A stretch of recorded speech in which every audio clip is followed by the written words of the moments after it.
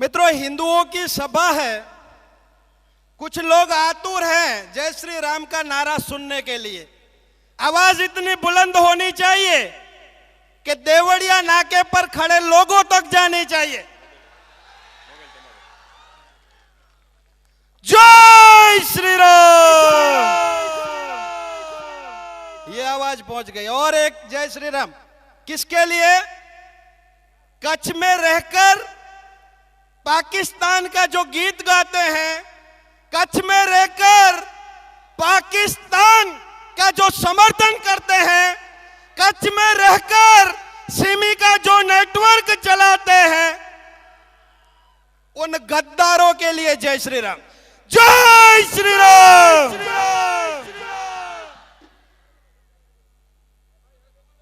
अंजार की वीरभूमि, योद्धा मतिया देव की भूमि, जयसल जाडेजा और माता तोरल दे की भूमि, दादा श्री अजय पार जी की भूमि, और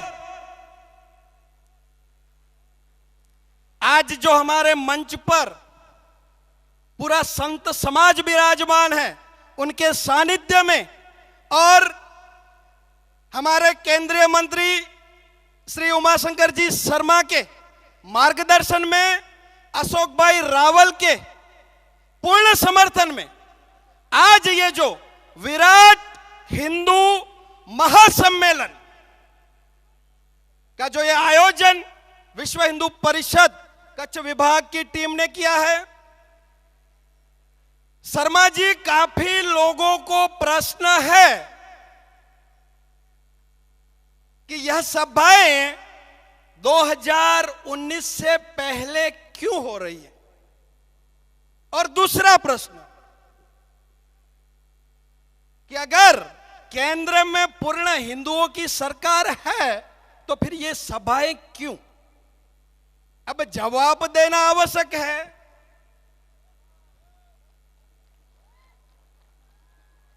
क्योंकि फिर यह लगेगा कि भाई विश्व हिंदू परिषद किसी पक्ष की तरफदारी कर रही है, तो ऐसे लोगों को यहां से जवाब कि भाई साहब 70 साल से देश आजाद हुआ,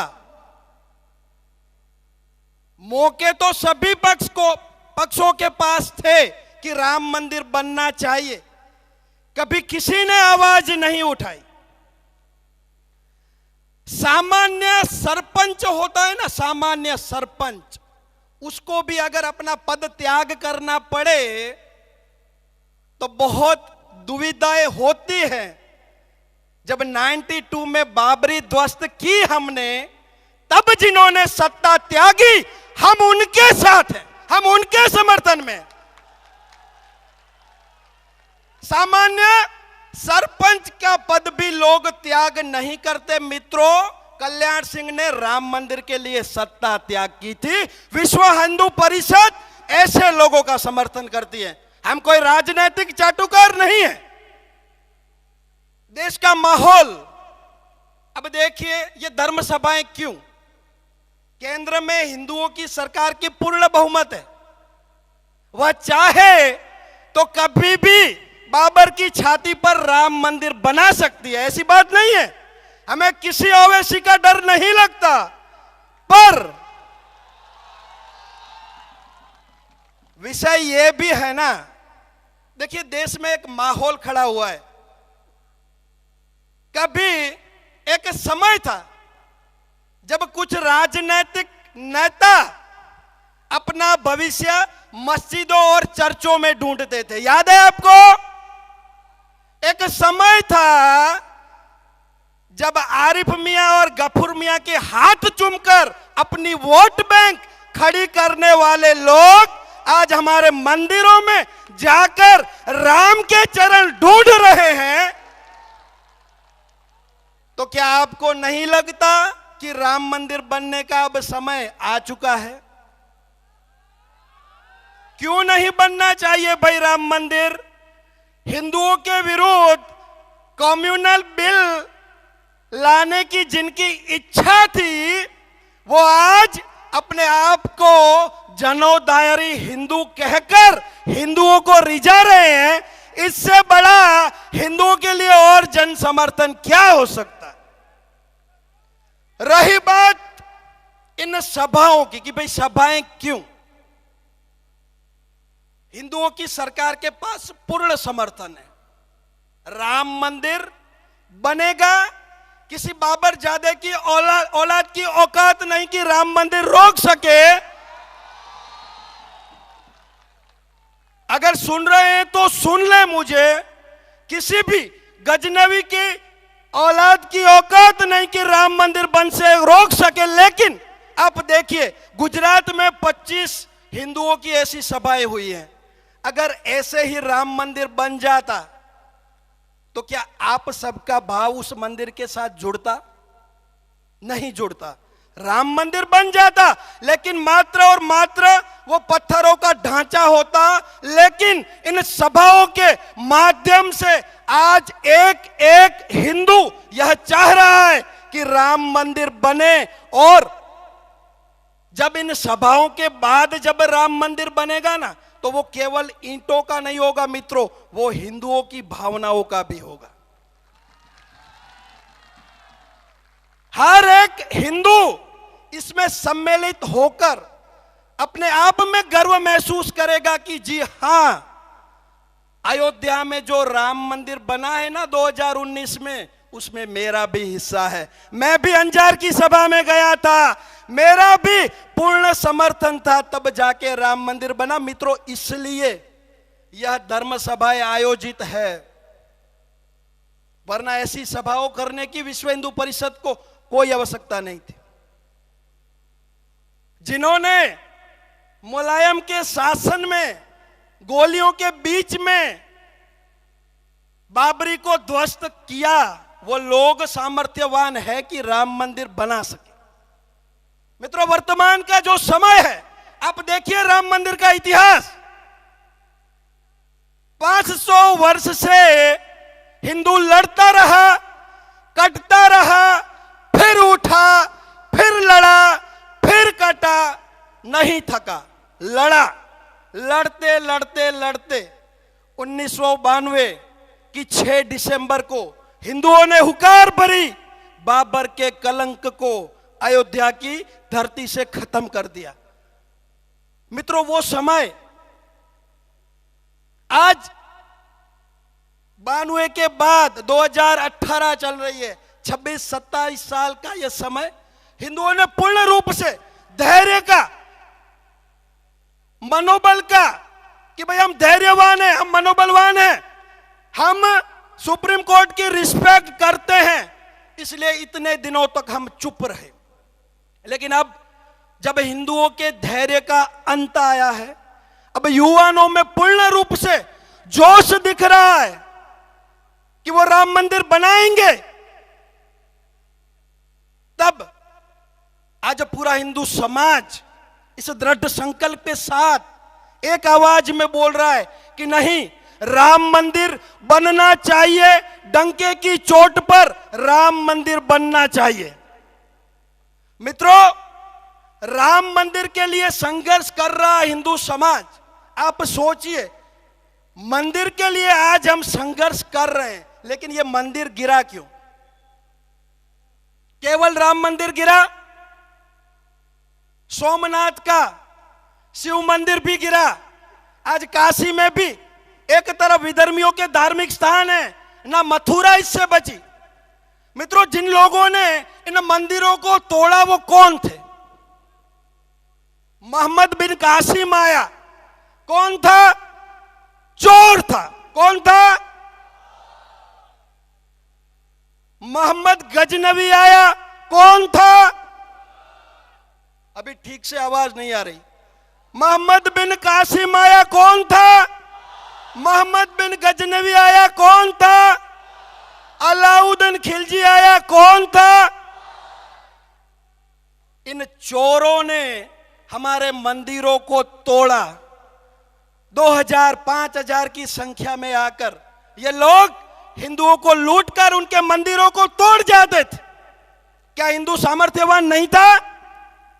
क्या हिंदू शक्तिशाली नहीं था?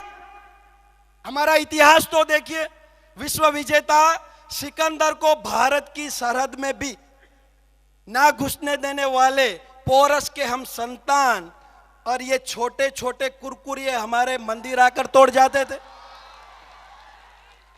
जिनके पास खाने के लिए अन्न नहीं था, वो मंदिर तोड़ के चले जाते। मंदिर तोड़ते तोड़ते उन्होंने देखा, उन्होंने सोचा कि यहां पर मात्र चोरी नहीं करनी चाहिए, यहां पर तो सत्ता भी भुगतनी चाहिए। क्यों भुगतनी चाहिए? क्योंकि यहां पर हिंदुस्तान में हिंदू तो रह रहे हैं, लेकिन इनमें कोई पटेल है, कोई क्षत्रिय है, कोई ब्राह्मण है, कोई दलित है, इनमें से हिंदू कोई नहीं है। हर एक व्यक्ति अपनी जाति में बटा हुआ है। जो लोग चोरी करने आए थे, उन लोगों ने इस जातिवाद का, इस खंडित हिंदू समाज का फायदा उठाकर यहां पर अपनी सत्ता को जमाने का प्रयास किया और लाखों हिंदुओं को मरना पड़ा, लाखों बहनों को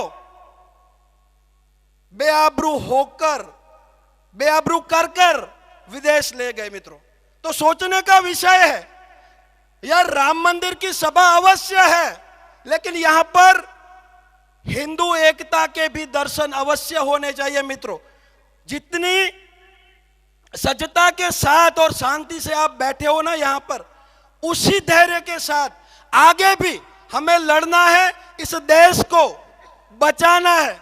वरना ये जो सिमी के एजेंट हैं कच्छ में, ये चाहते हैं कि जल्द ही कच्छ में गजवाए हिंद हो, जल्द ही कच्छ कश्मीर बने।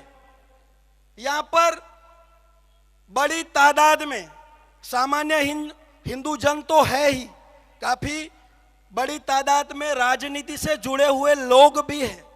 उनसे भी मैं यहां पर कहना चाहूंगा, अवश्य मेरी बात पर ध्यान रखना, ध्यान देना।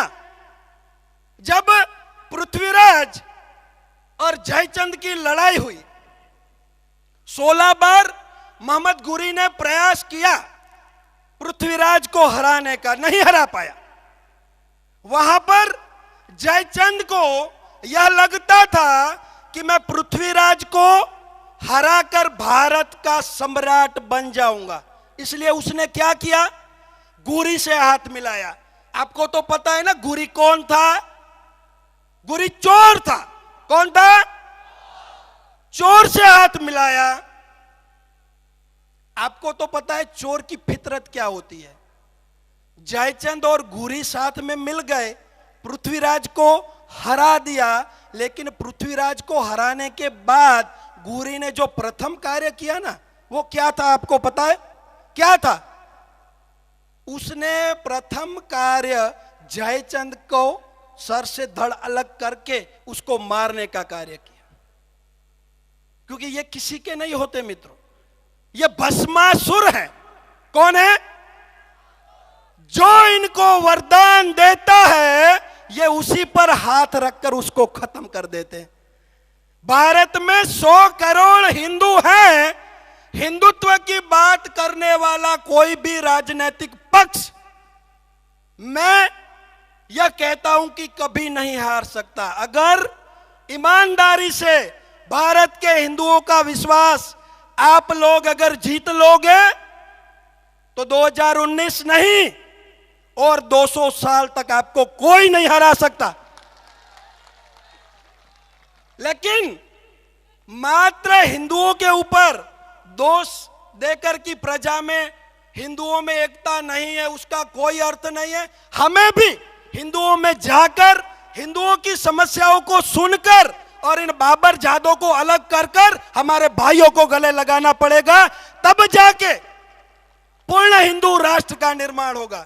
इसके अलावा कभी भारत सुरक्षित नहीं रह सकता, क्योंकि यह देश की प्रजा वर्षों से लड़ती आई है। आप कहोगे कि भारत तो अहिंसावादी देश है, यह देश तो कौमी एकता वाला है। मित्रों, आपको यूसुफ खान याद है? बुजुर्ग होंगे यूसुफ खान। आज से 40 साल पहले एक फिल्मी हीरो की बॉलीवुड में एंट्री हुई थी, यूसुफ खान। यूसुफ खान को दिलीप कुमार बनना पड़ा। क्यों बनना पड़ा?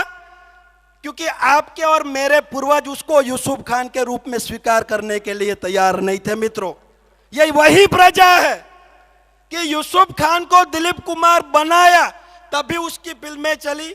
इस प्रजा में पूर्ण रूप से हमें हिंदुत्व का भाव जगाकर, उसमें विश्वास को जगाकर, राम मंदिर को तो बनाना ही है, लेकिन जो कलंक काशी पर लगाए उसे भी मिटाना है, जो कलंक मथुरा पर लगाए उसे भी मिटाना है। क्योंकि परिस्थिति कोई नॉर्मल नहीं है। आज भी आपको अमरनाथ की यात्रा करनी हो तो पूर्ण रूप से जब तक आर्मी वहां पर ना आ जाए, कोई भी हिंदू अमरनाथ की यात्रा नहीं कर सकता। आज भी सोमनाथ मंदिर पर आप जाते हो, वहां पर भी एसआरपी को बिठाना पड़ता है। क्या कोई ऐसी मस्जिद आपने देखी जहां पर पुलिस बैठी हो? देखी? नहीं देखी होगी, क्योंकि किसी के धार्मिक स्थानों को तोड़ना हमारी फितरत नहीं है। लेकिन आज भी हिंदू राष्ट्र में हिंदू मंदिरों की सुरक्षा पुलिस करती है, तब जाकर हिंदू उसमें दर्शन कर पाता है। जब तक यह भय का माहौल खत्म नहीं होगा, जब तक कश्मीरी पत्थरबाजों की सीनों में गोलियों की बौछार नहीं होगी, तब तक पूर्ण रूप से इस देश में कभी हिंदू राष्ट्र घोषित नहीं हो सकता। मित्रों, 2003 में यह जो बाबरी का विषय चल रहा है, कुछ लोगों को यह भ्रम था कि यह तो ढांचा हमारा ही है, सालों से ढांचा हमारा है। 2003 में एक रिपोर्ट आई कि मस्जिद, ये जो ढांचा था उसके नीचे राम मंदिर के अवशेष मिले। इन बीच में ये जो 450 वर्ष निकल गए मित्रों, कितने भी आतताई आए, ऊपर ढांचे बना गए मंदिरों को तोड़ के, लेकिन डीएनए तो कोई नहीं बदल सकता ना।